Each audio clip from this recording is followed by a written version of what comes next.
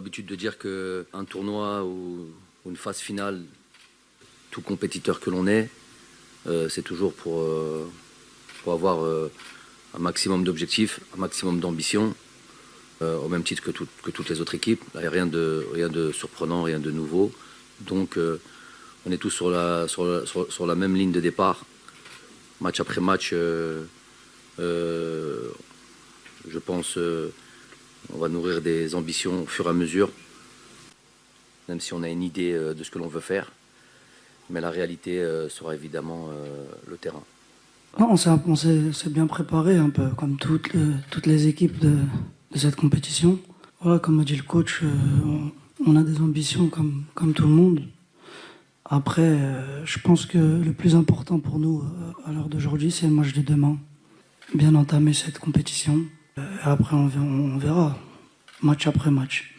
Bien sûr que les expériences des deux dernières compétitions ont une importance et on en tire des enseignements, bien sûr. Et ça va normalement, Inch'Allah, nous aider pour cette phase finale.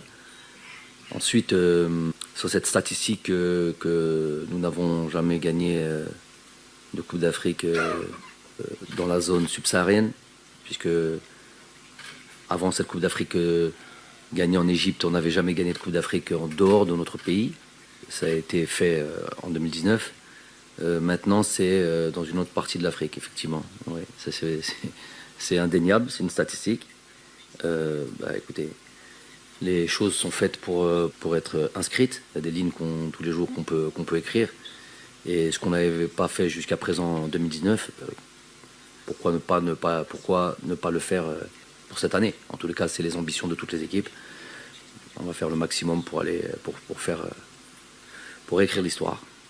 De finir ma carrière sur ça, non, je sais pas. On est là, comme j'ai dit, moi, voilà, c'est le début de la compétition.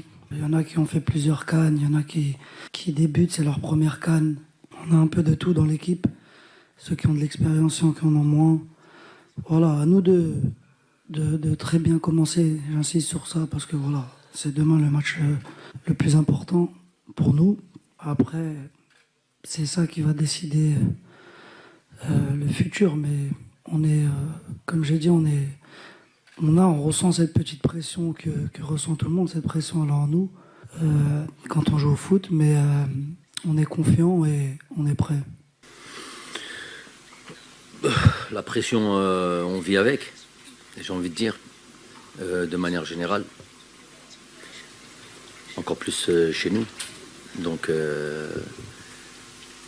si on n'est pas prêt pour ça, si on n'est pas prêt pour gérer justement cette pression qui fait aussi la beauté de ce sport, c'est qu'on n'a pas grand-chose à faire dans ce domaine-là. Donc, effectivement, un premier match pour aborder une compétition, c'est un moment important. Il y a beaucoup de choses qui peuvent naître derrière ça. On a eu 2 exemples sur les 2 dernières phases finales où j'ai été responsable de cette équipe. L'une où on a bien démarré en 2019, l'une où on n'a pas démarré comme on aurait voulu en 2021. Donc on a vu le résultat de l'une et de l'autre compétition, ce qui a suivi derrière. Donc évidemment, il va falloir bien entamer ce tournoi-là demain, Inch'Allah. Je pense que, ouais, comme tu l'as dit, en 2021, il y a eu beaucoup de circonstances avec le Covid et moins de temps de préparation pour cette compétition. Beaucoup de joueurs qui étaient malades pour les entraînements, donc forcément, c'était un peu difficile de bien travailler tous ensemble. Là, la différence, c'est que voilà, tout le monde est venu à peu près au même moment. On a eu tous le même temps de travail. On s'est retrouvés aussi ensemble dans un autre pays. Donc je pense que la sérénité, elle est là. Mais à l'arrivée, comme j'ai dit, on peut être serein, on peut bien travailler. Ça va pas, c'est pas ça qui va nous faire gagner les matchs. Il faudra être prêt le jour J. La chose, c'est que le football, c'est pas On veut marquer à la première minute, on veut marquer beaucoup de buts, on veut enlever tout doute, comme tu dis, mais il y a un adversaire en face. Et il est décidé à ne pas te donner ce que tu as envie. Surtout quand cet adversaire-là, il encaisse peu de buts. C'est le cas de l'Angola. Donc, le doute,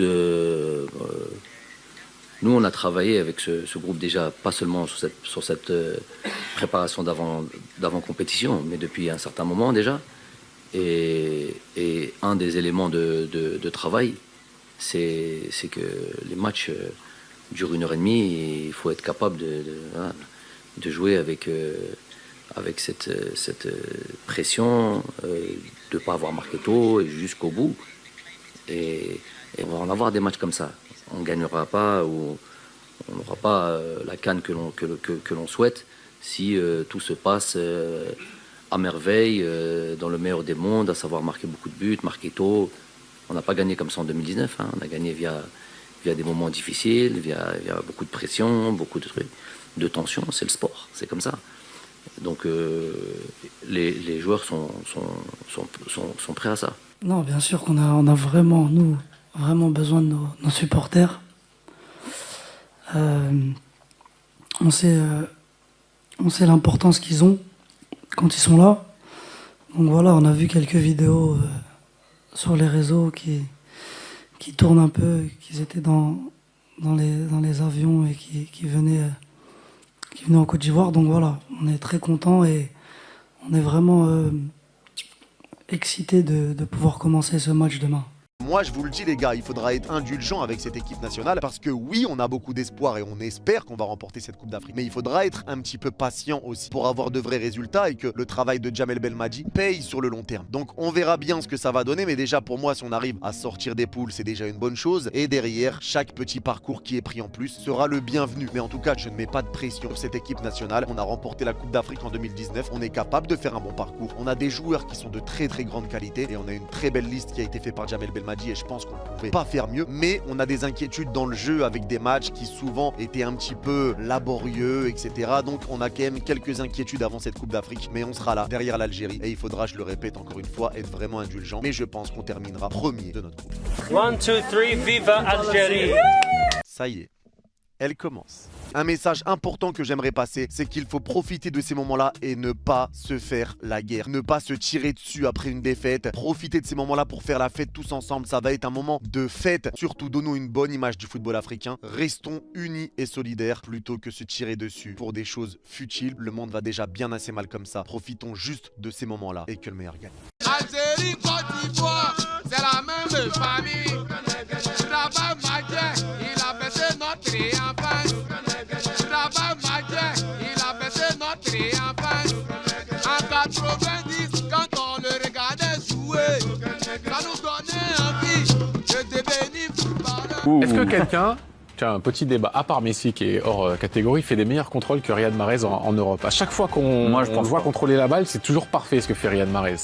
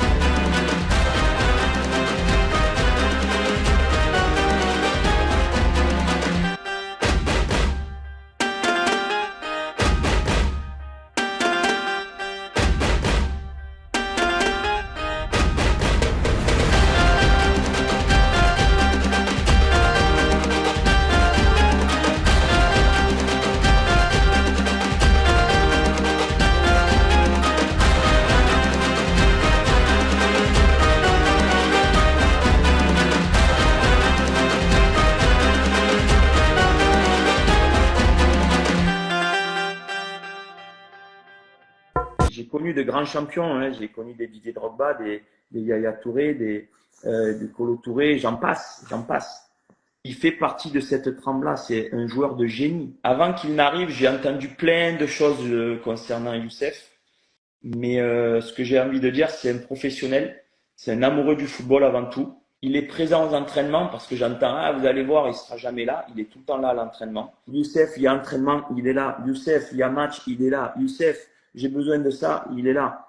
Youssef, replace-toi dans une zone pour venir donner un coup de main à l'équipe. Il le fait. C'est un top joueur, vraiment. Hein. Vraiment, c'est un phénomène du football. J'entends aussi, il faut qu'il perde du poids. Moi qui suis à côté de lui, il est affûté.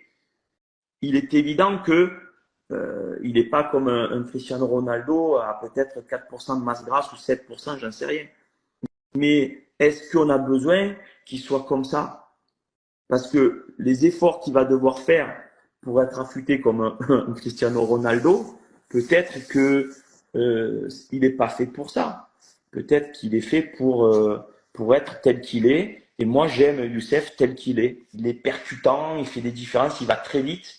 Dans les datas GPS, il est toujours parmi les joueurs qui font le plus de courses à très haute intensité. Après, c'est un joueur comme les grands champions, comme les Ronaldinho, comme les plus grands champions. On ne peut pas les gérer comme tous les joueurs. Il faut être paternel, il faut lui donner un cadre et il le respecte. Mais c'est une personnalité, c'est quelqu'un qui est atypique, qui est différent des autres. Voilà, qui a besoin de beaucoup de repos, qui a besoin de calme, qu'on le laisse tranquille aussi. On n'a pas toujours aller le chercher. Je discute beaucoup avec son papa, avec l'entourage. Il est heureux au Mouloudia. Il est heureux avec moi. Il est heureux avec ses coéquipiers. Je suis heureux de l'avoir. Et j'espère que notre collaboration va durer le plus longtemps possible. Parce que j'ai connu de grands champions. Hein. J'ai connu des Didier Drogba, des Yaya Touré, des Kolo Touré. J'en passe. Il fait partie de cette trempe-là, c'est un joueur de génie. Il se passe toujours quelque chose avec lui, que ce soit à l'entraînement ou dans les matchs. Dès qu'il touche le ballon, il se passe quelque chose. J'ai senti un joueur qui avait envie de bien faire avec le Mouloudia, avec son pays. Un choix de rentrer au pays pour être peut-être heureux. C'est quelqu'un qui est adulé ici, qui est adoré, c'est la star du pays, tout le monde l'aime. Et il avait besoin de ça. Je pense que c'est quelqu'un qui a besoin d'être aimé. Il est adoré du public. Il a besoin de cette communion. Je revois, après 2 minutes de jeu, on a un corner. Il est en train d'appeler le public. Allez, poussez. Il a besoin de ça. C'est un des meilleurs joueurs pour moi sur le continent africain, ça c'est sûr.